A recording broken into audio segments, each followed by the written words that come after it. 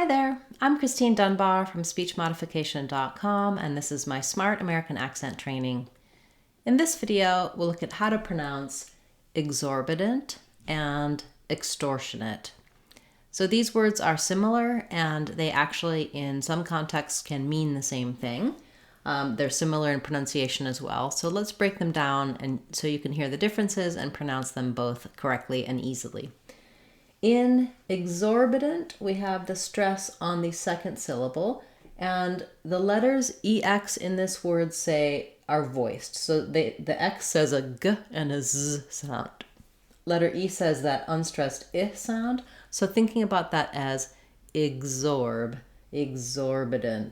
That's the challenge, I think, partly with these words is having the different pronunciation for the letters EX. You can also practice by stretching the stress syllable and starting there. Exorbitant, exorbitant. Another suggestion is to say each syllable slowly and then speed back up. That would sound like exorbitant, exorbitant, exorbitant. Notice how here in the last syllable I didn't even put a vowel in there. If it does have a vowel, it's a little bit of a schwa sound. That sounds like a. And I also rewrote the T as a D. Typically in American speech, when a T is followed by an unstressed syllable, we will change it to a flap, so it sounds a little more like a D, ident instead of itent. You can say exorbitant, and people do in some cases, but most typically in that case, they would use the flap. Then when we get to extortionate, it also has second syllable stress, but now the EX is voiceless. So we have, instead of the exor, we have extor. So thinking of that as a K and an S might be helpful for you. Extortionate. We have this shun syllable with our schwa, and then the ATE doesn't follow the rules. It's not like the word ate. Instead, because it's a reduced vowel, it'll sound like it or ut. Extortionate, extortionate, extortionate. We want to just be really fast and have a reduced vowel there. I didn't write nut because we don't really want extortion nut, no length, extortionate, nut. So you could even think of it as, again, going very quickly from the N to the T, almost no vowel sound, extortionate.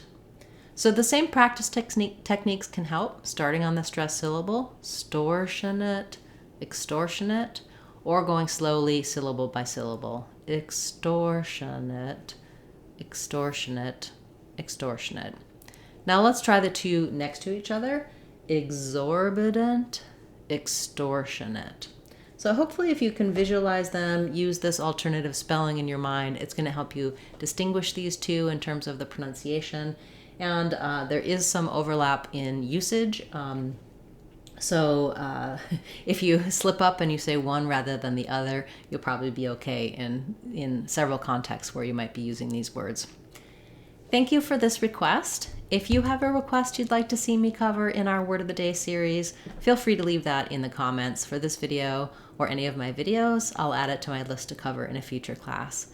Thanks so much for watching this video, liking, sharing, commenting, subscribing. All those things are really helping the channel to grow, and I truly appreciate your support, especially channel subscribers and channel members. Thank you so much. You can get more help for the sounds of English, like what letter X says, or the different vowel sounds, the flap T that you hear in these words, and in all the sounds of English, in our Sounds of English course on speechmodification.com. It's a great way to get a strong foundation to understand all of the vowel and consonant sounds, how they're spelled, what words they're in, what errors to watch out for, and how to correct them. That's our Sounds of English course on speechmodification.com. I hope you'll check it out. I'll be back tomorrow with another Word of the Day, and on Saturday we'll have our live question and answer class. I hope to see you there. I'm Christine Dunbar from speechmodification.com. Remember, if you want to sound like a native speaker, you can do it.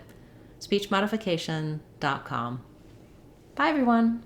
Hope to see you again soon.